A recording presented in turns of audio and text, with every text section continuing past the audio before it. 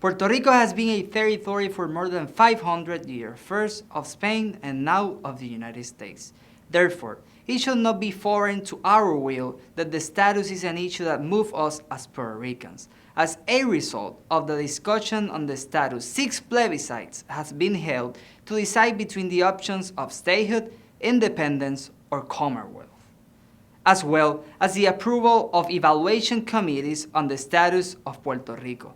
The Foraker Act of 1900 formally represents the non-incorporation of territories as states, thus granting greater powers to Congress and the President to administer the territory.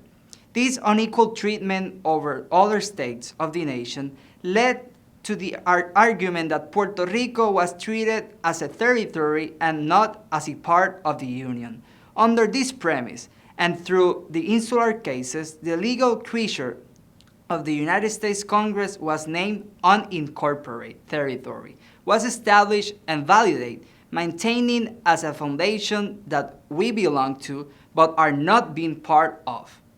This doctrine was validated by the Associate Justice Edward Douglas White in the opinion offered in the case Downs v. Bidwell for the controversy that asserted whether it was constitutional for the Congress to impose through the Foraker Act a tariff on trade between Puerto Rico and the United States. In light of uniforming clause, the great changes resulting from the military conflicts between the countries of the Western Union and the intervention of the United States in this conflict led to change in civil and political order in Puerto Rico.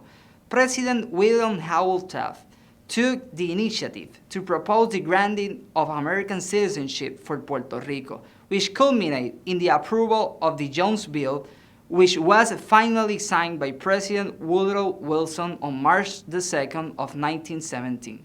This bill was the product of great controversy due to the conditions that were imposed, since it would granted the citizenship without the motivation of admitting Puerto Rico as a state. This act led us to argue about the valuation of the value of equal treatment of American citizens. The first violation we must recognize is not having the right to vote for those members of Congress who pass federal laws that apply to Puerto Rico, not having the first representation in Congress, and not being able to vote for the President of the United States. Interpreting what is expressed in the Constitution of the United States, this closes the doors to the millions of Puerto Rico residents in the island to have full equality as the rest of the federal citizens by applying federal laws without the consent of the governed, with the argument that the right to vote will be recognized only to those residents of the states. Under the colonial condition imposed on us and being a state, Puerto Rico does not have the right to the Electoral College because the territories do not meet the requirement established by the 14th Amendment, which established that all persons born or naturalized in the United States and subject to the jurisdiction, therefore, are citizens of the United States and the states in which they reside. So the territories are not part of the United States for constitutional purpose. Under this premise, presented by the Congress, we allude to the international law on the establishment of the International Covenant on Civil Rights and Political Rights, ratified by the General Assembly in December 16 of 1966. Under the Treaty of Paris, the Congress of the United States is granted plenary powers over the territory, and it was provided that it will have the responsibility not only to determine the civil rights but also the political status of its inhabitants. In this matter, we must mention that Congress was not taking forceful action to define Puerto Rico's status under the regiments of international law and the U.S. Constitution. These rights began to be discussed after the approval of the Universal Declaration of the Human Rights on December 10 of 1948, adopted by the United Nations. This declaration emphasizes the equality of rights that all human beings should enjoy. Article 2 states, no distinction should be made on the basis of the political, jurisdictional, or international status of the country or territory to which a person belongs, whether it be an independent country or a territory under any other limitations of sovereignty. By this declaration, Puerto Ricans residing on the island shall have equal rights and duties as citizens residing on one of the 50 states of the Union. We must mention that the present said in case of subsequence to the creation of Commonwealth create ambiguity in the fact that Congress continue to have plenary powers over and above the sovereignty that Puerto Rico recognized in 1952.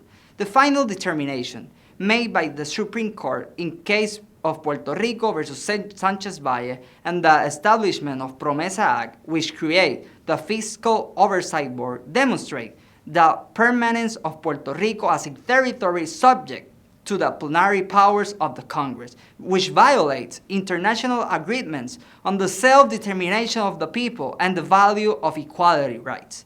Finally, we would like to allude to the Constitution of the United States, where it's in preamble established the expression, "We the people of the United States." This declaration marks the core value of the nation's constitution and the intent by which it created. The cases brought to abolish slavery in the nation, as well as the movements such as the petition for women's rights to vote, use this consensus to argue that the term of "we the people" refers to the inclusion of all American citizens in rights outlined in the United States Constitution.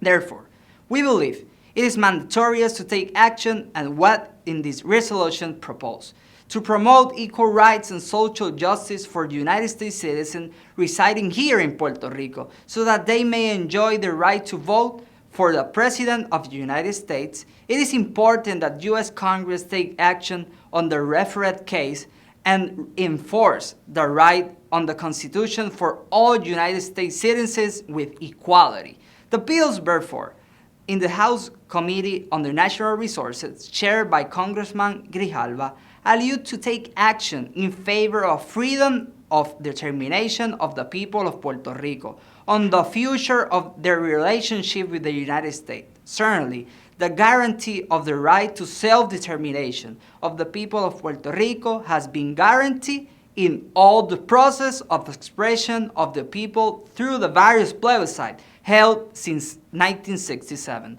until the last one held on November 3rd. But in order to the value of the people's rights to self-determination to be realized, Congress has the duty to take action in favor of democratic expression of Puerto Ricans residing here in the island.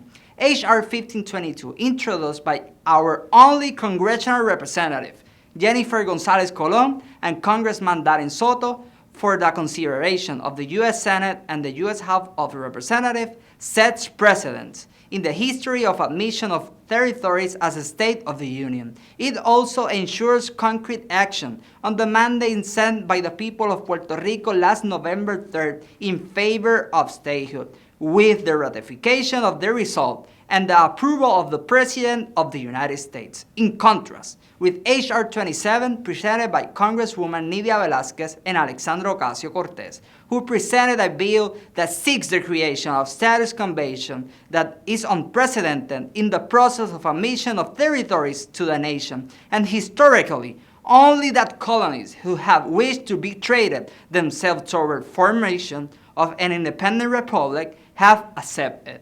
With much respect, this Congress and members of the House of Committee on Natural Resources, I submit that the H.R. 27 does not represent the will of the people, and I request that it is not taken into consideration. The only piece of legislation that provides the tools for the advancements of the Puerto Rican people here in the island and that represent the will of the majority of the people is the H.R. 1522. Thank you.